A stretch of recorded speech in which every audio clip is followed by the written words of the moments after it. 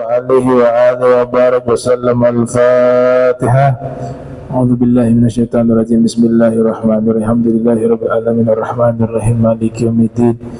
إياك نعبد وإياك نستعين. اهدنا الصراط المستقيم صراط الذين أنعمت عليهم غير المغضوب عليهم ولا الضالين. آمين. Assalamualaikum warahmatullahi wabarakatuh. Innal hamdalillah nahmaduhu hamdan yaliqu bi jalalih wa nasta'inuhu isti'anatan taliqu bi kamalih wa nastahdihi hidayata man aqarra bi 'azamatihi wa jalalih. Thumma nusalli wa nusallim ala sayyidina Muhammadin wa alihi. Amma ba'du. Subhanak la ilma lana illa ma 'allamtana innaka antal alimul hakim. Rabbi israh li sadri wa yassir li amri wahlul 'uqdatan min lisani yafqahu qawli wa saddid lisani wahdi qalbi bihaqqi sayyidina Muhammadin sallallahu alaihi wa alihi wa barak wa sallam. Ya man huwa fi 'uluhi kain, ya man huwa fi fil hamid, ya man huwa fi majdi matin. Allahumma akrimna bi nuril fahmi wa akhrijna min zulumatil wahmi warzuqna fahman nabiyyin wa hifdzal mursalin wa ilhama malaikatil muqarrabin. Rabbana zidna ilman wa fahma wa aqla ya akramul akramin bihaqqi sayyidina Muhammadin khatamil anbiya'i wal mursalin ya rahman ya rahim. Wa sallallahu ala sayyidina Muhammadin wa ala alihi wa sahbihi wa barak wa sallam walhamdulillahi rabbil alamin. Walal musannifu rahimahullah wa radiyallahu ta'ala anhu wa ardah wa nafa'ana bihi wa bi'ulumihi wa amaddana bi asrarihi wa a'adana min barakatihi fi darain. Radiyallahu ankum. Faslun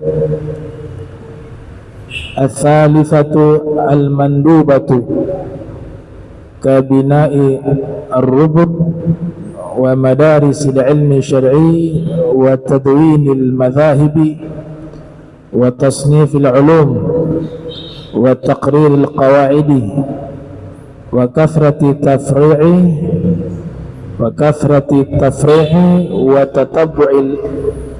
wa tatabbu'i kalamil arabi wa awradi ahli tariq wa istina'i maulidil mustafa sallallahu alaihi wa alihi wa sallam wa idhar az-zinati wa sururi bih. Alhamdulillah, puji syukur kehadirat Allah, salawat salam senantiasa tercurahkan kepada junjungan mulia Nabi tercinta Sayyiduna wa Maulana Muhammad sallallahu alaihi wa alihi wa barak wasallam, beserta seluruh keluarga beliau, sahabat beliau, umat beliau yang senantiasa melaksanakan ajaran beliau hingga akhir masa nanti. Yang sama-sama kami muliakan dan kami hormati Imam Masjid Al-Muttaqin Aminan Cialbar, mata'anallahu ta'ala bituli hayatihi wa umrih wa aqala baqa'ahu, amin ya rabbal alamin.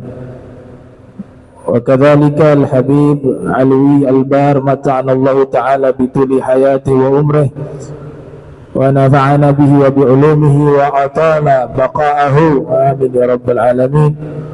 Wa jami'ul habaib wal hadirin wal asatiz al-ustaz Zamal wal hadirin hadirat yang insyaallah dirahmati Allah subhanahu wa ta'ala. Masih membahas tentang pembagian bid'ah. Flashback kembali bahwa pertemuan lalu kita sudah membahas ada yang disebut bid'ah yang wajib, seperti menghimpun Al-Quran. Menghimpun Al-Quran menjadi satu kitab, dikodifikasi. Dan dari semua yang ada saat ini di dalam Al-Quran, itu banyak diadakan setelah wafatnya Rasulullah SAW. Misalnya kemarin kita bahas penghimpunannya itu setelah wafatnya Rasul menjadi satu mushaf Al-Quran di masa khilafah Sayyidina Abi Bakar Siddiq. Itu hal yang baru, tapi baik, wajib. Kemudian diletakkan titik huruf-huruf yang ada di dalam Al-Quran oleh tabi'in bernama Abu Aswad Ad-Du'ali yang wafat tahun 69 Hijriah. Begitu juga Makkiyah Madaniyah yang ada di dalam Al-Quran, itu juga adalah hasil konsensus para sahabat.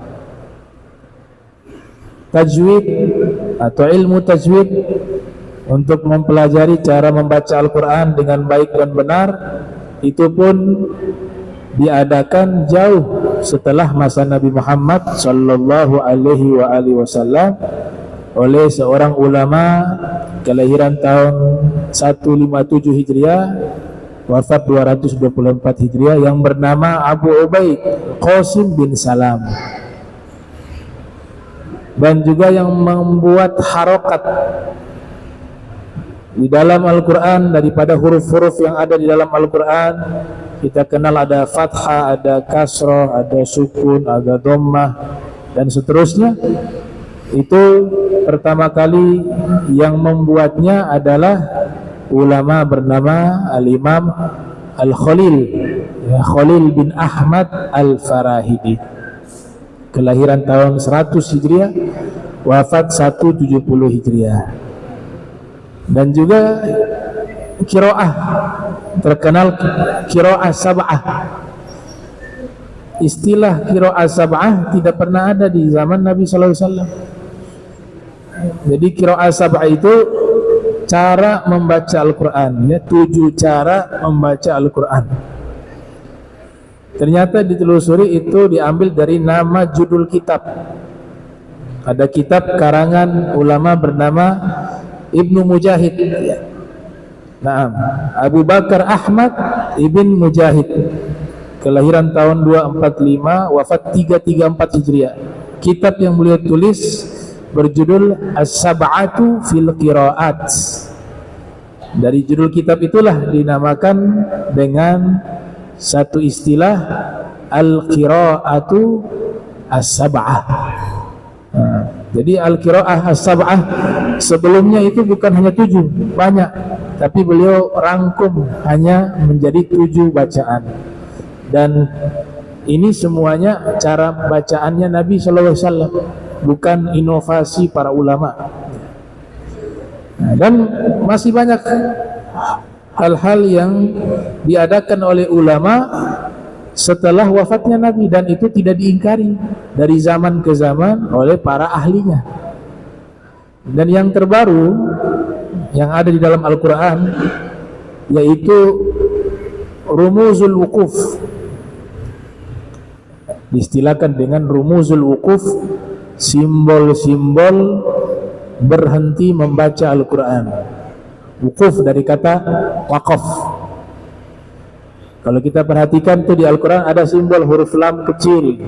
Coba kalau di Al-Quran yang ada sekarang, lam kecil artinya adamul waqfi, tidak boleh berhenti bacaan di situ. Ada juga huruf shad kecil, itu simbol menyambungkan bacaan lebih baik daripada menghentikan bacaan. Al-waslu aula, itu simbol shad. Al-waslu aula, menyambungkan bacaan lebih afdal, aula. Ada juga jim, ya, ada simbol huruf jim, itu artinya jawaz, jawazul wasli wa jawazul waqfi, artinya boleh disambung bacaan, boleh juga dihentikan bacaan. Ada juga huruf qaf kecil, al-waqfu aula, menghentikan bacaan di tempat tersebut lebih utama, lebih afdal. Itu simbol-simbol itu masih baru. Itu salah satu ulama bernama Syekh Muhammad bin Ali, ya, Ini wafat 1257 Hijriah. Beliau menggabungkan semua simbol-simbol yang pernah ditulis oleh ulama dulu, kemudian beliau jadikan simbol tersebut di dalam Al-Quran yang saat ini ada di Al-Quran yang kita baca. Ada lam kecil, ada shad kecil, ada jim kecil, ada qaf kecil. Itu baru, tidak pernah ada di zaman Nabi Muhammad sallallahu alaihi wa barak wasallam, ya. Dan tidak pernah diingkari, tidak pernah diingkari oleh para ahlinya, para ulama, tidak pernah. Begitu juga ada tanwin, ya, fathatain, dhammatain, kasratain. Itu kalau kita mempelajari ilmu qiraah, dhammatain, fathatain itu ada dua macam. Ada yang dia dibaca izhar, dia sejajar garisnya, ya, garisnya sejajar. Itu berarti baca izhar. Izhar itu dalam ilmu tajwid dibaca secara jelas, tidak ada dengung, ya. Tapi kalau kita perhatikan lebih dalam lagi, ada yang tanwinnya itu fathatain kah itu, kasrotain kah itu, garisnya tidak sejajar. Itu berarti tidak dibaca secara izhar, ya. Bisa dengan hukum lainnya, bisa mungkin idgham dan seterusnya. Nah, ini semua untuk mempermudah umat membaca Al-Quran, ya. Jadi jelas Al-Quran yang ada semua itu, kalau antum lihat di dalam Al-Quran ada makiyah, madaniyah, ada simbol-simbol qaf, lam, kemudian ada harokat, ada titik, semua itu bid'ah. Tapi bid'ah yang sunnah, mengumpulkan Al-Quran menjadi mushaf, bid'ah yang wajib. Nah, sekiranya simbol-simbol itu kalau tidak ada semuanya dan tidak ada umat yang mampu membaca, maka simbol-simbol itu semua menjadi wajib. Itu. Nah, jadi jelas tuh. Yang sering menuduh bid'ah juga masih sampai hari ini menggunakan Al-Quran yang bid'ah. Kalau mau Al-Quran yang asli itu, nggak ada titik, tidak ada harokat, tidak ada simbol-simbol, ya, qaf, lam, shad. Dan jangan belajar ilmu tajwid, jangan belajar ilmu qiraah. Semua itu diadakan setelah wafatnya Nabi Muhammad sallallahu alaihi wasallam. Makanya ulama mengatakan itu sesuatu yang wajib dan sunnah, bid'ah yang wajib dan sunnah. Baik. Kemudian kemarin saya singgung masalah pajak. Bagaimana sih pandangan Islam terkait masalah pajak? Pajak dalam bahasa Arab maksun, ya. Maksun itu artinya pajak. Bentuk jamaknya mukus, ya. Nah, ini harus menggunakan pendekatan yang disebut dengan pendekatan sosiologis, empiris. Jadi pajak dalam kosakata bahasa Arab, jika ditarik mundur di masa Nabi Muhammad sallallahu alaihi wasallam, karena Nabi pernah bersabda tentang masalah pajak, itu ancamannya luar biasa tuh. La yadkhulul jannata sahibu maks. Tidak akan pernah masuk surga orang yang kerja di pajak. Itu sabda Nabi. Tapi kita jangan buru-buru langsung mengambil kesimpulan hukum. Memahami suatu teks hukum tidak semudah itu. Yang pertama kita harus pahami, apakah sama makna pajak yang ada 1000 tahun lalu di masa Nabi Muhammad SAW dengan makna pajak yang ada di zaman kita? Itu yang pertama kali harus dipahami. Kita gak boleh langsung menghukumi tanpa mengambil pendapat para ahli. Jadi ilmu agama ini termasuk ilmu fikih, dia butuh juga kepada ilmu sosiologi. Keadaan sosial masyarakat di zaman itu seperti apa? Saya ambil contoh sederhana. Al-Imam Al-Ghazali mengatakan hukumnya tidak baik orang yang dalam rumahnya ada perabotan, ada kursi, ya, ada lemari. Itu Imam Ghazali mengatakan tidak baik itu. Apakah pendapat Imam Ghazali ini bisa kita jadikan hukum di zaman kita?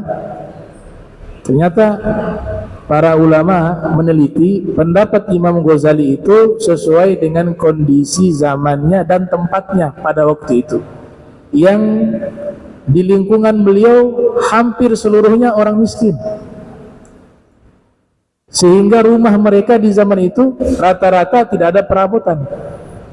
Sehingga jika ada orang yang berlebihan dalam perabotan rumahnya, apalagi istilahnya tuh, ya, kursi, meja, itu kata beliau tidak baik. Tapi di zaman kita sekarang hukum ini tidak berlaku, karena zaman kita itu hal yang normal.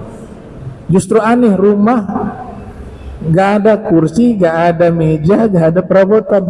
Justru aneh di zaman kita. Itu yang saya katakan apa? Pemahaman hukum juga harus dilihat dengan kondisi zaman dan kondisi sosiologis masyarakat di zaman itu. Nah, kaitannya dengan pajak nih. Kalau saudara kita yang langsung menghukumkan langsung neraka, ya, pokoknya pajak itu semuanya masuk neraka. Saudara kita yang biasa sering bilang bid'ah itu, mereka langsung berfatwa neraka. Nah, tapi kalau ulama ahli sunnah wal jamaah, mereka teliti dulu dari lafaz, kemudian diteliti pendekatan sosiologis empiris di masa itu seperti apa. Karena kata pajak yang disabdakan oleh Nabi itu 1000 tahun lalu, dengan istilah pajak di zaman kita, itu dua hal yang nanti akan berbeda, ya. Kalau hadisnya jelas, saya sengaja susun biar lebih rapi. Di dalam hadis Nabi katakan, riwayat Imam Abu Daud yang lahir tahun 202 Hijriah, wafat 275 Hijriah, ya, Rasulullah sallallahu alaihi wa alihi wasallam, beliau bersabda, la yadkhulul jannata sahibu maks. Riwayat yang lain, inna sahibal maksi finnar. Pakai penegasan ini yang mengerikan, ya. Sesungguhnya orang yang suka memungut pajak tempatnya di dalam neraka. Itu hadis pertama. Hadis kedua, orang yang memungut pajak tidak mungkin masuk ke dalam surga. Wah, mengerikan. Mengerikan sekali. Itu kalau kita tahu struktur kalimat, biasanya kata kerja, subjek, objek. Tapi di sini Nabi sebutkan objek dulu, kemudian subjek belakangan. Itu biasanya artinya sesuatu yang mustahil. Jadi mustahil orang yang pemungut pajak berada di dalam surga.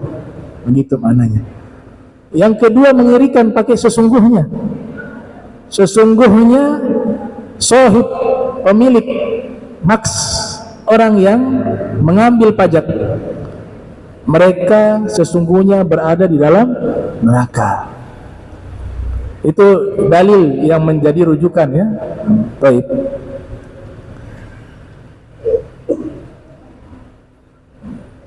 Di antara pemasukan kas negara dalam sejarah Islam adalah jizyah. Jadi di zaman Nabi, Nabi sebagai kepala negara, ada pemasukan negara. Diambil dari mana? Dari jizyah. Kemudian untuk mengurangi dan menuntaskan masalah kemiskinan, ada yang namanya zakat, ada namanya sedekah, ada namanya infak.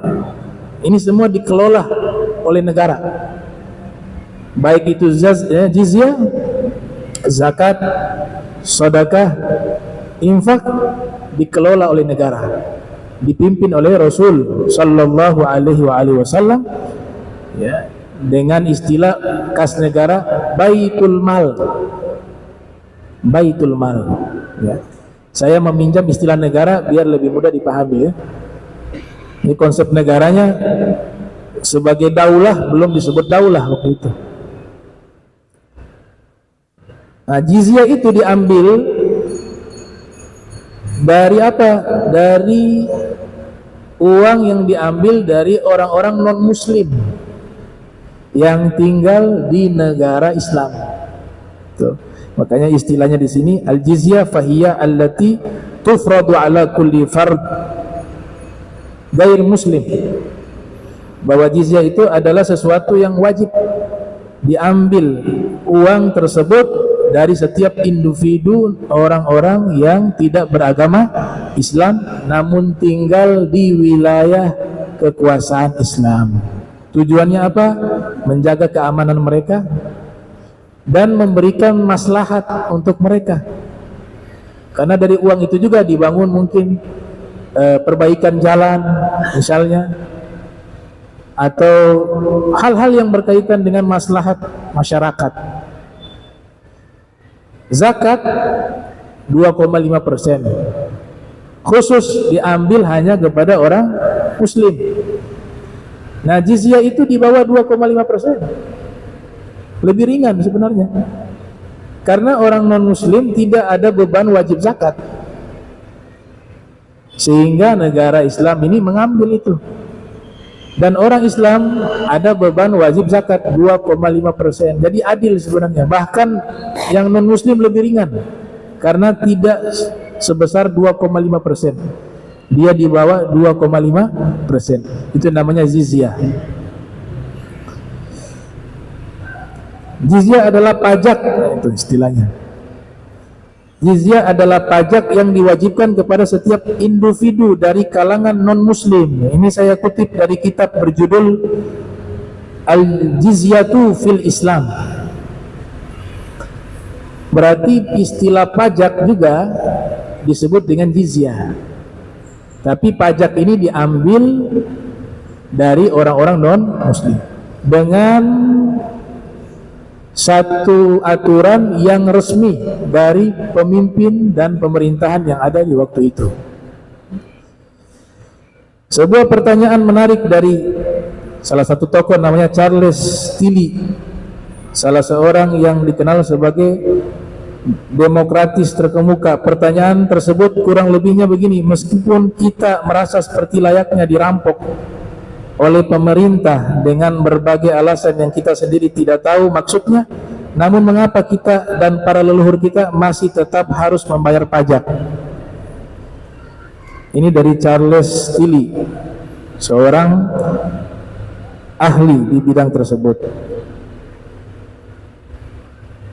Kemudian di dalam beberapa kitab literasi fikih menyebutkan al-maksum. Nah, ini al-maksud tadi diartikan pajak. Al-maksud adalah pungutan atau tarikan yang ditetapkan atas suatu harta dagangan pada masa jahiliyah. Nah, itu termasuk kategori perbuatan penguasaan yang zalim dan termasuk pula sebagai perbuatan pengambilan harta orang lain tanpa hak. Jadi maks tadi yang diartikan pajak di masa Nabi Muhammad SAW, karena Nabi kan bersabda di masanya itu, di saat beliau hidup ya, itu artinya adalah pungutan yang diambil dari orang-orang yang berdagang, pungutan liar ya, pungutan bukan pungutan secara resmi dari pemerintah.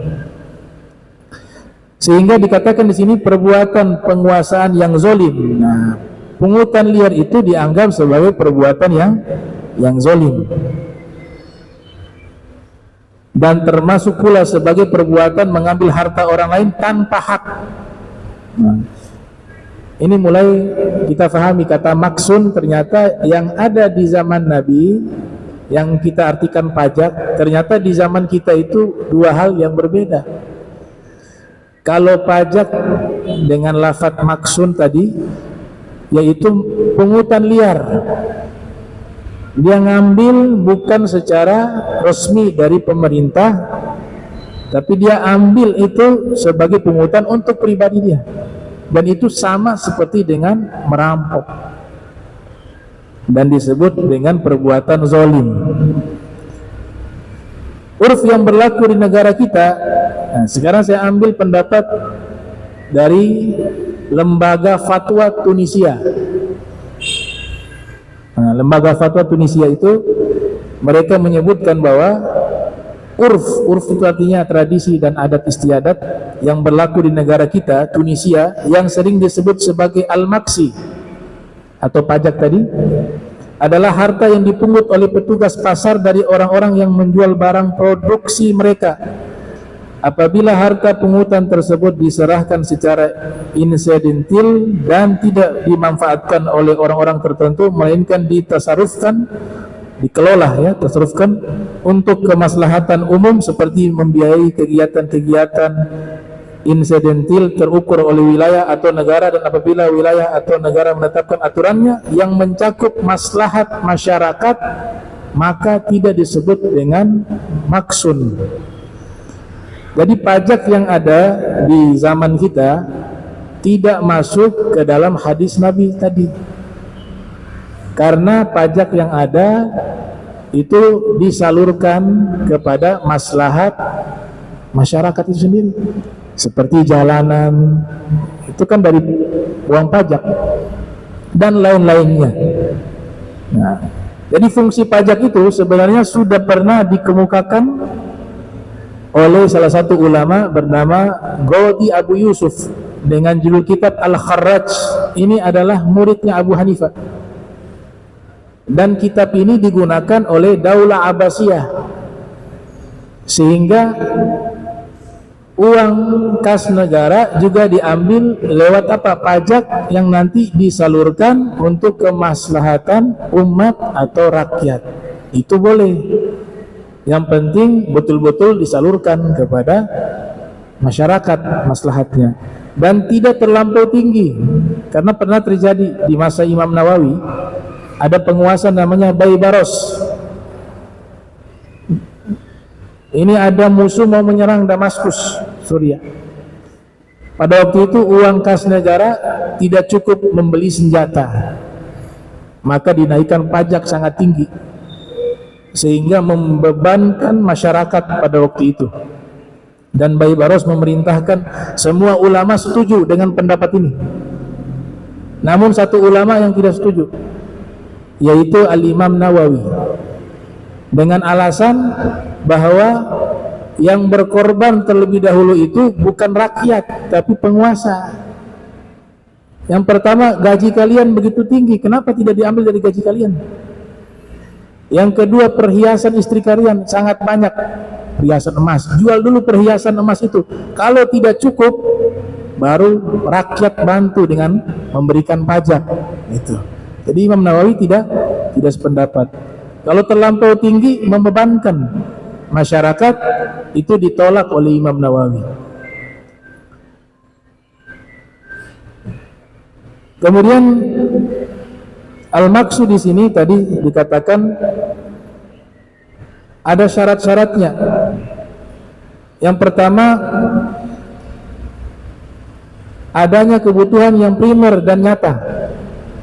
Jadi pajak itu bisa diambil jika memang ada kebutuhan dari negara tersebut. Yang kedua, berlaku adil dan lemah lembut, tidak membebankan kepada orang yang tidak mampu. Jadi pajak versi Islam itu yang dimaksud tadi dengan kitab Al-Kharraj itu hanya diambil dari orang-orang yang mampu, orang-orang kaya.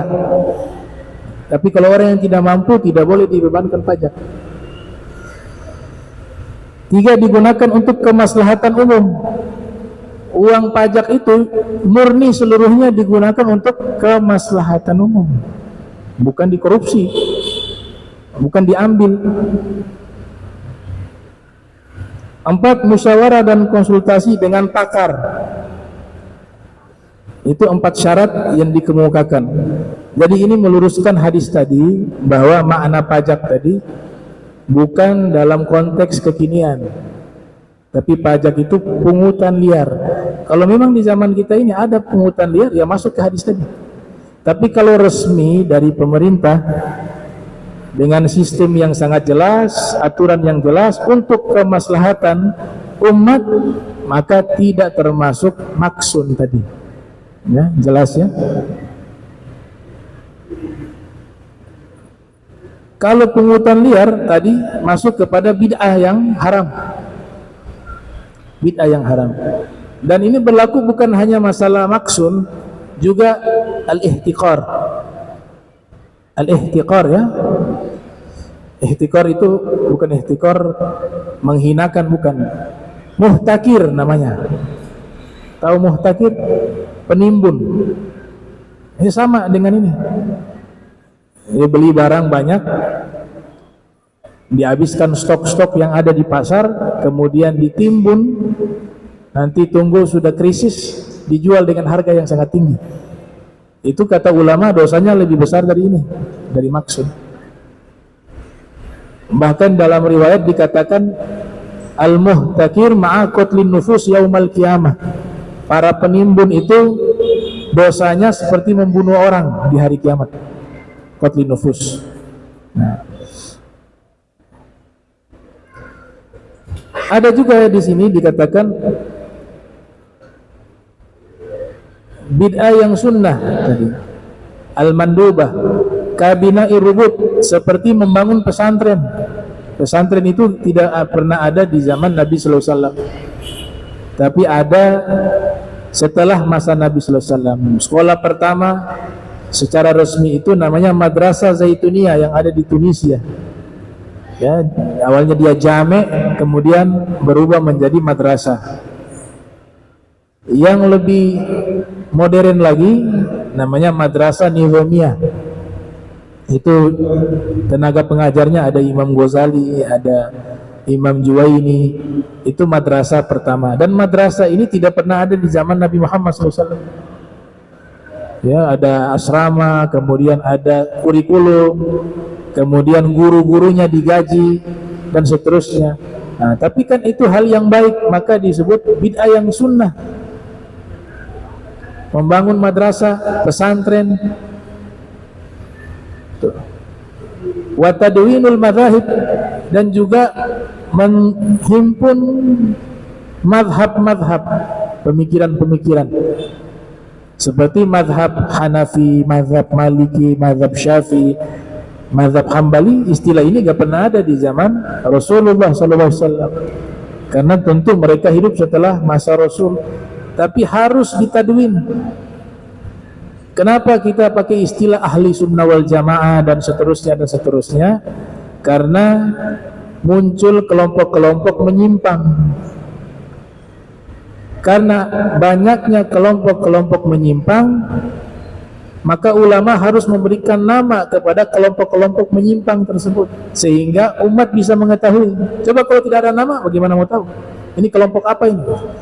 Nah, mereka berikan nama. Itu namanya Mu'tazilah, itu namanya Jahmiyah, itu namanya Khawarij, itu namanya Qadariyah, itu kelompok namanya Jabariyah, itu kelompok namanya Murjiah, dan seterusnya dan seterusnya. Jadi mereka memberikan label agar umat mengetahui ini kelompok-kelompok yang dianggap menyimpang. Maka yang kelompok yang dianggap benar juga harus punya nama dong, sehingga umat bisa tahu, oh ini namanya kelompok yang jumhur, mayoritas di atas kebenaran, maka dinamakan dengan kelompok ahlus sunnati wal jamaah. Ini semua tidak pernah ada istilah ini di masa Nabi Muhammad SAW. Nah, tapi harus dilakukan atau sunnah dilakukan sehingga umat bisa mengetahui. Begitu juga tasniful ulum, menghimpun ilmu-ilmu, membahas tentang hukum, ada ilmu fikih, membahas tentang masalah akhlak, ilmu tasawuf, membahas tentang tafsiran Al-Quran, ilmu tafsir, membahas tentang hadis Nabi, ilmu hadis, ada usul hadis, mustalah hadis, membahas tentang ilmu bahasa Arab, ilmu nahu, ilmu syaraf, ilmu fikih lughah, ilmu usul lughah, ilmu balaghah, ma'ani, bayan, badi', ilmu qawafi, ilmu arud, membahas tentang bahasa Arab. Ada ilmu apa lagi? Ulumul Quran, ulumul hadis. Ini nama gak pernah ada di zaman Nabi Muhammad SAW. Tapi untuk menjaga ilmu tersebut, mereka adakan menyusun satu ilmu dengan diberikan nama. Itu. Wa taqrirul qawaid, begitu juga penetapan kaidah-kaidah. Kaidah-kaidah usul fikih, kaidah-kaidah al-gawaid fiqhiyah, ya, yang dibilang al-amru al-umur bimaqasidiha, al-masyaqqatu tajlibu taysir, ad-darar yuzal, al-yakin la yuzalu bisyak, al-ada muhakkamah. Itu disebut induk usul fikih. 5 itu. Al-umur bimaqasidiha, al-masyaqqatu tajlibu taysir, al-yakin la yuzalu bisyak, ad-darar yuzal, al-adah muhakkamah. Kemudian disusun kitab-kitab induknya. Ada al-mustashfa, ya, kitab induk usul fikih, al-mustashfa lil Imam Ghazali. Ada kitab al-burhan li Imam Juwaini. Ada kitab namanya al-umad lil Imam al-Ghadi Abdul Jabbar al-Mu'tazili. Ada kitab namanya al-Mu'tamad karya Imam Abdul Husain al-Basri al-Mu'tazili. Ini hal yang baru semuanya, hal yang baru. Tuh. Begitu juga tatabbu'i kalamil Arab, meneliti bahasa orang Arab. Gak ada penelitian di zaman Nabi untuk meneliti bahasa Arab, karena mereka sudah fasih, memang sudah mengetahui bahasa Arab itu dengan baik dan benar. Tapi kan waktu berjalan, Islam tersebar di wilayah-wilayah yang mereka tidak pandai berbahasa Arab, atau wilayah yang memang tidak berbahasa Arab. Maka butuh penelitian bahasa Arab sehingga tidak salah memahami Al-Quran dan hadis. Penelitian itu dilakukan oleh Imam Syafi'i. Imam Syafi'i belajar bahasa Arab ke Bani Huzail namanya. Bani Huzail satu suku Arab yang mempertahankan bahasa asli. Bahasa asli, bahasa Arab yang masih original. Itu Nabi ketika bersabda dalam hadis, semuanya fusha. Jangan kita mengatakan, oh Nabi sabdanya ada bahasa pasar, amiyah, gak boleh. Afsahun nas, Nabi adalah manusia yang paling fasih berbicara bahasa Arab. Tapi kalau kita telusuri beberapa hadis, Nabi bersabda menggunakan bahasa Arab tentunya. Tapi banyak sahabat yang tidak paham bahasa itu. Ini artinya apa, wahai Rasul? Padahal bahasa Arab. Nabi bicaranya di hadapan orang Arab. Tapi banyak hadis yang dimana Nabi sampaikan, para sahabat yang dekat dengan Nabi, yang mereka di masa itu sangat fasih dalam bahasa Arab, ada beberapa kosakata yang mereka tidak pahami. Bukan karena itu bahasa pasar, tidak, itu bahasa fusha. Tapi bahasa fusha yang jarang digunakan sehingga terdengar asing. Akhirnya muncul satu ilmu. Nama ilmunya apa? Ilmu ghoribil hadis. Ilmu yang membahas kosakata bahasa Arab yang sangat asing, yang sulit dipahami oleh orang Arab itu sendiri, yang faham bahasa Arab secara fasih. Nah, beda dengan hadis gharib. Kalau hadis gharib artinya hadis yang diriwayatkan oleh satu orang. Kalau gharibul hadis adalah kosakata hadis Nabi yang sulit dipahami, maka disebut dengan gharibul hadis. Nah, muncul ilmu itu ilmu yang baru, gak pernah ada di zaman Nabi. Meneliti bahasa Arab tidak pernah ada. Nah, ini bid'ah yang sunnah. Wa auradi ahli tariq, begitu juga bacaan-bacaan wirid orang-orang tasawuf. Hizib Bahar Imam Abu Hasan As-Sazili, Ada juga Dalailul Khairat, kumpulan salawat-salawat Imam Al-Jazuli. Ada Ratibul Attas, ada Ratibul Haddad, ada Ratibul Al-Idrus, banyak. Ada Ratib Syekh Muhammad Syammani, ada wiridnya Syekh Abdul Qadir Jailani, ada wiridnya Imam Nawawi, ada Wirdul Latif, ya, ada Hizib Nasr, dan seterusnya. Itu baru memang. Wirid-wiridnya, nama-namanya itu baru, tapi isi-isinya itu diambil juga dari hadis-hadis Nabi Muhammad SAW. Ini disebut bid'ah yang sunnah, yang bagus. Dan di sini beliau katakan juga yang termasuk bid'ah yang sunnah atau bid'ah yang dianjurkan, istina'i maulidil Mustafa sallallahu alaihi wasallam wa idhari zinati wa sururi bih, yaitu mengadakan perayaan maulid Nabi Muhammad SAW.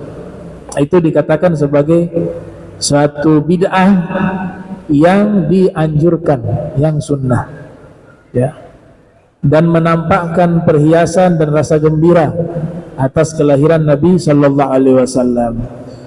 Karena kami sampaikan bahwa tidak ada satu ulama yang mengingkari perayaan maulid Nabi Muhammad SAW. Saya pernah mengatakan, coba sebutkan satu nama ulama terdahulu, ya, bukan ulama sekarang, ulama terdahulu, satu orang saja yang menyatakan perayaan maulid itu keliru. Satu, gak perlu banyak, satu aja. Tidak ditemukan. Tidak ditemukan. Semuanya menganggap ini adalah perayaan maulid Nabi itu adalah satu perkara yang bid'ah yang baik, dan bukan sebagaimana yang dituduhkan bahwa ini diadakan oleh kelompok tertentu di Mesir di masa Daulah Fatimiyah. Dikatakan bahwa itu adalah tradisi orang Syiah. Ibnu Katsir menjawab bahwa pertama kali maulid diadakan versi ahli sunnah wal jamaah itu oleh seorang raja namanya Malik Muzaffar Kaukarbi, sahibu Irbil, yang ada di Mosul. Itu ahli sunnah wal jamaah. Diadakan kisaran abad 5-6 Hijriah.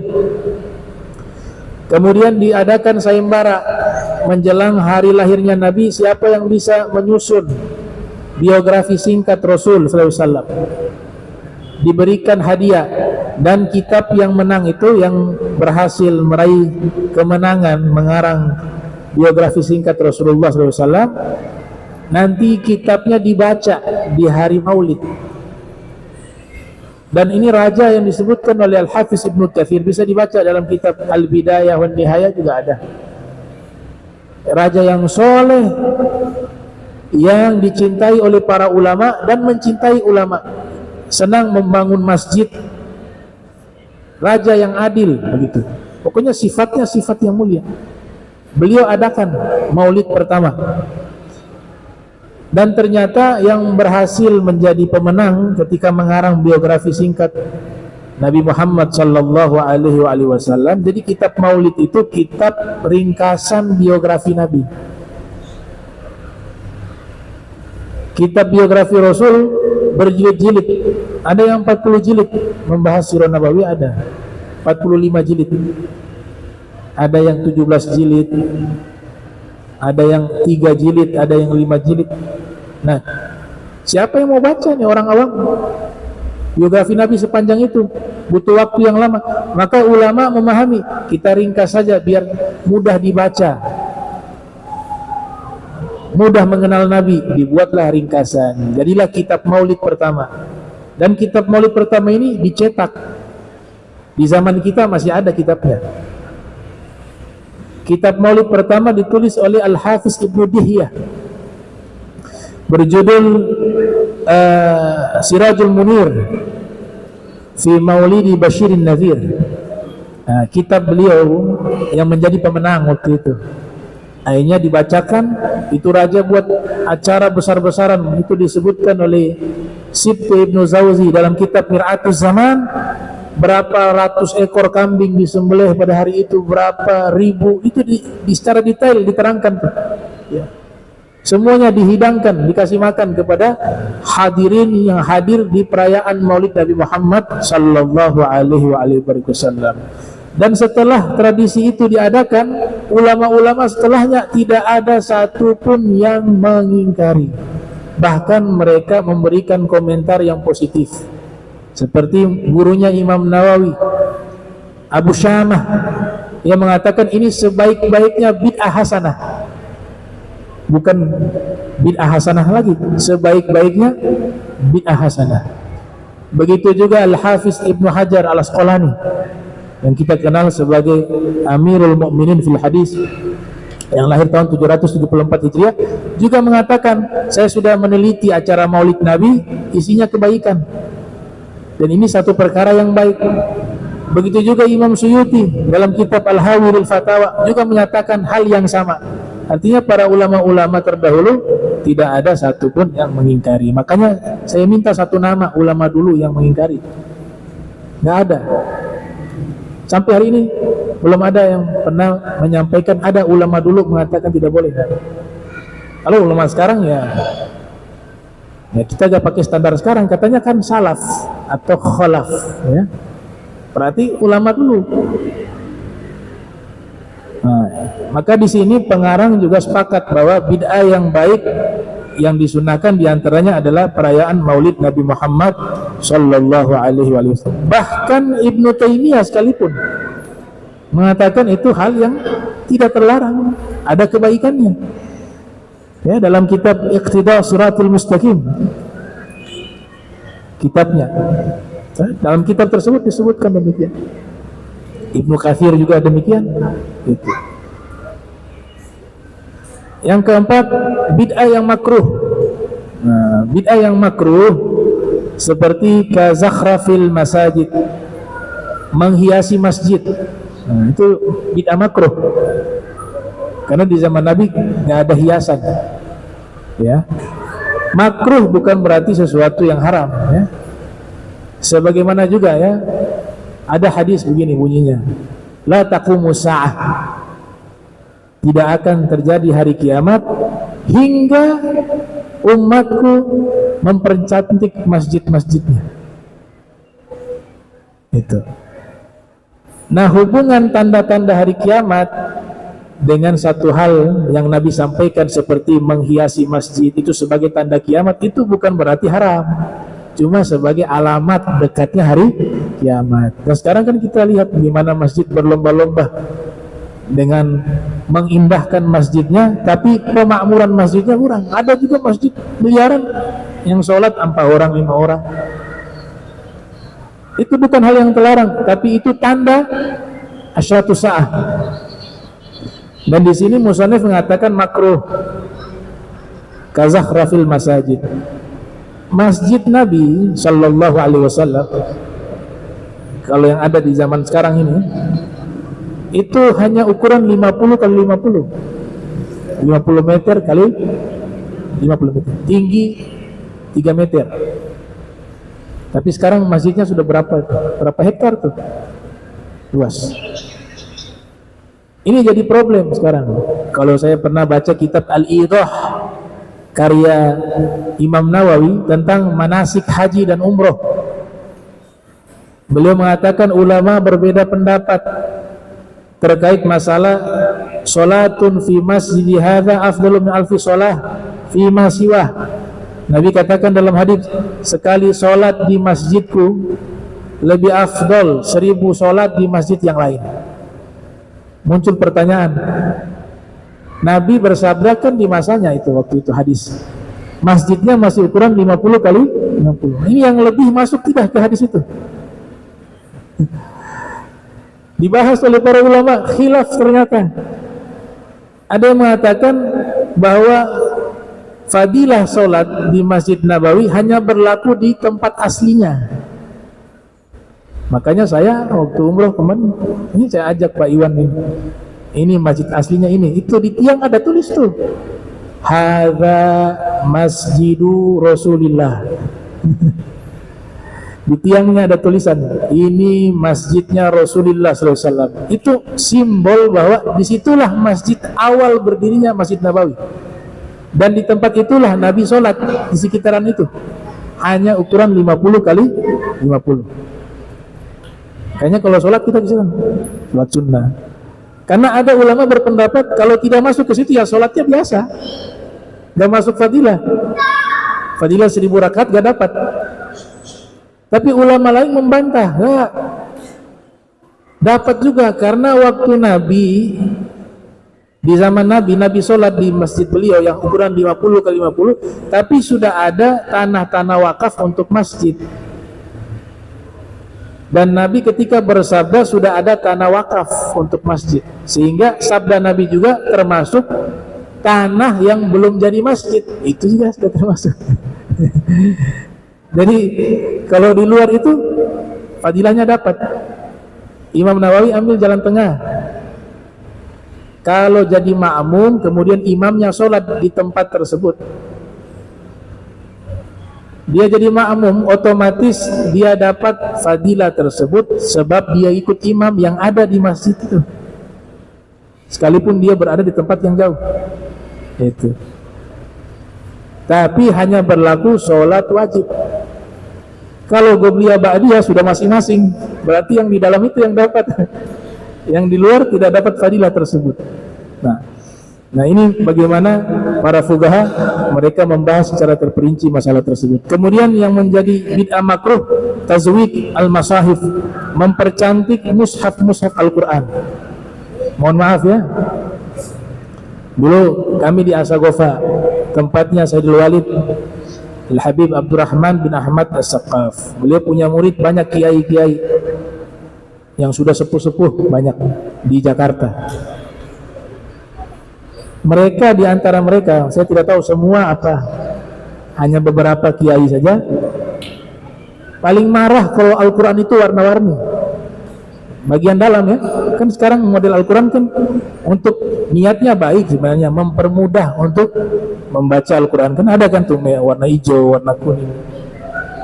Waktu beliau terima itu Al-Quran, jadi ada yang kasih hadiah ke beliau, Ustadz, kiai terima.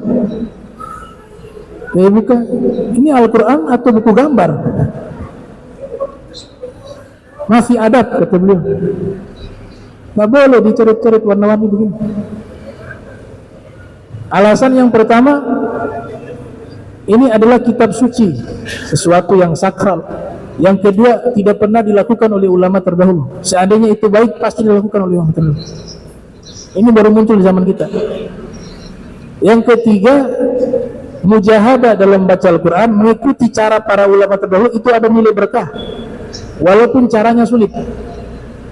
Akhirnya dikembalikan. Itu. Ternyata di sini dikatakan memberikan ornamen-ornamen berlebihan terhadap Al-Quran itu hukumnya bid'ah yang makruhah. Bid'ah yang makruhah, yang makruh. Ya. Dan memang kalau membaca ada warna-warni, ya. Bahkan sekarang pakai bolpen keluar suara itu. Wah, udah gak ada talaki dengan guru lagi dah. Sudah berpikir udah bisa belajar sendiri otodidak. Sampai kapanpun belajar tidak bertatap muka langsung dengan guru, itu tentu akan berbeda dengan belajar otodidak. Gak bisa sama. Konsep belajar ilmu agama itu talaki. Syekh Abdul Wahab Sya'roni mengatakan, malaikat Jibril turun kepada Nabi 2 kali ketika membawa Al-Quran. Padahal Nabi tanpa malaikat Jibril juga bisa dapat ilmu. Kan Allah langsung kasih ke Nabi, selesai. Tapi kenapa harus ada perantara malaikat Jibril datang kepada Nabi kemudian membacakan Al-Quran di hadapan Nabi? Seakan-akan Nabi ini murid mendengarkan. Padahal Nabi sudah mengetahui semuanya. Itu sebagai bentuk simbol bahwa ilmu agama harus ada guru di depan. Harus talaki, namanya talaki, bertemu langsung, bertatap muka. Kalau otodidak, kata ulama, man kana syaikhuhu kitabah fa khata'uhu akthar min sawabi. Siapa yang belajar hanya lewat buku tanpa guru, atau belajar lewat Google tanpa guru, maka tentu salahnya lebih banyak dari benarnya. Dia benar, betul ada benar, tapi salahnya pasti lebih banyak. Begitu. Nah, makanya tazwikul masahif, ornamen keindahan Al-Quran yang berlebihan, hukumnya makruh. Dan kemudian yang bid'ah makruha, yaitu menyampaikan suara kepada makmum ya, daripada suara imam. Nah, ini jadi khilaf juga. Ada yang mengatakan ini sesuatu yang anjuran. Kalau masjidnya besar, masalah mukabbirus saut dulu jadi masalah di Masjid Haram ya. Apa? Sound system. Mukabbirus saut. Syekh Mutawalli Sya'rawi waktu datang di satu masjid di zaman dulu di Tanah Haram, nggak ada sound system. Karena beralasan itu sesuatu perbuatan yang diada-adakan. Kemudian Syekh Mutawalli Sya'rawi datang, ulama besar Mesir, ahli tafsir. Dia tanya, mana sound system? Nah, waktu itu yang pengurus masjid dengan imamnya lagi baca Al-Quran pakai kacamata. Mereka katakan bid'ah, kita gak boleh pakai sound system. Oh begitu. Habis beliau sholat sunnah, beliau pergi ke imam yang sedang baca Al-Quran menggunakan kacamata. Beliau tarik ke kacamata, kabur, gak bisa baca kacamata. Dibilang ini juga bid'ah. Tidak pernah di zaman Nabi orang baca Al-Quran pakai kacamata. Ini membantu agar mata bisa melihat. Dan itu suara sound system membantu untuk orang bisa mendengar. Apa bedanya?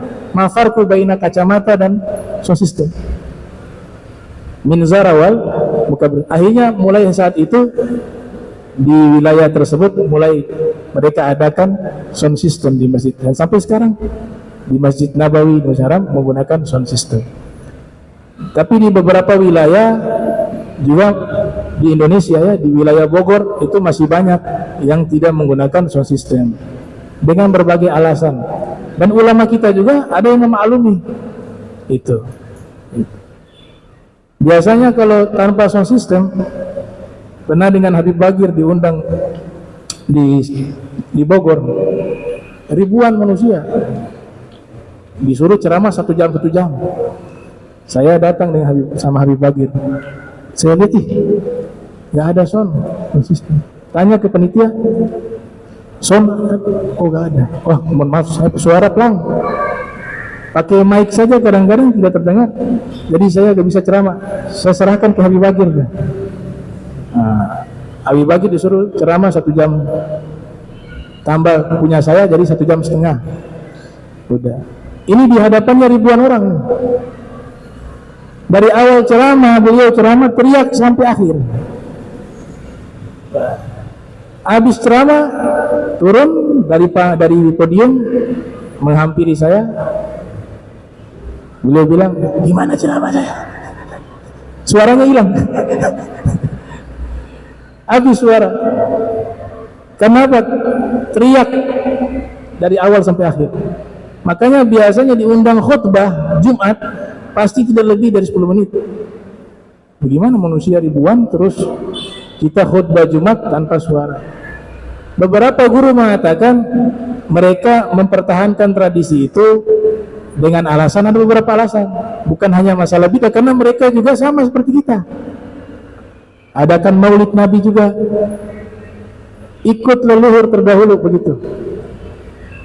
Tidak mau mengganggu tetangga yang ada di samping dengan suara sound. Jadi ada beberapa alasan, diantaranya itu kalau ada sound mengganggu orang-orang yang ada di samping begitu. Tapi yang lain mengatakan itu sesuatu yang dilarang gitu. Walhasil sound system ini bid'ah yang mandubah juga ya, sesuatu bid'ah yang dianjurkan. Dan terakhir adalah yang kelima, namanya bid'ah mubahat. Hukum bid'ah yang mubah seperti katikhadil manakhil, membuat alat ayakan tepung. Di zaman Nabi gak ada ayak tepung itu. Wal malaik, sendok juga. Sendok bid'ah yang mubah, karena di zaman Rasulullah SAW Nabi makannya pakai tangan. Bahkan dalam hadis habis makan diisap jarinya. Ya, itu dalam hadis. Wa ulama lain seperti Said Ahmad Zaini Dahlan, Mufti Al-Haramain, ketika kedatangan Habib Ahmad bin Hasan Al-Attas, itu beliau menghidangkan makanan kepada Habib Ahmad. Habib Ahmad pakai sendok, beliau pakai tangan. Terus beliau kritik, dia bilang sunnah itu dengan tangan gitu. Kemudian Habib Ahmad mengatakan, saya paham itu sunnah pakai tangan, tapi di dalam hukum beliau kan buta. Kalau saya makan makanan yang berkuah, ya, bagaimana hukumnya? Kuahnya panas, apakah harus pakai tangan atau sendok? Syed Ahmad Zaini Dahlan berpikir, perkara ini pakai sendok lebih bagus. Kenapa demikian?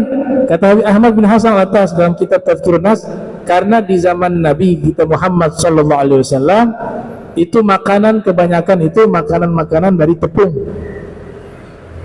Ya, tepung, sehingga menggunakan tangan itu mudah. Coba soto, soto yang berkuah-berkuah.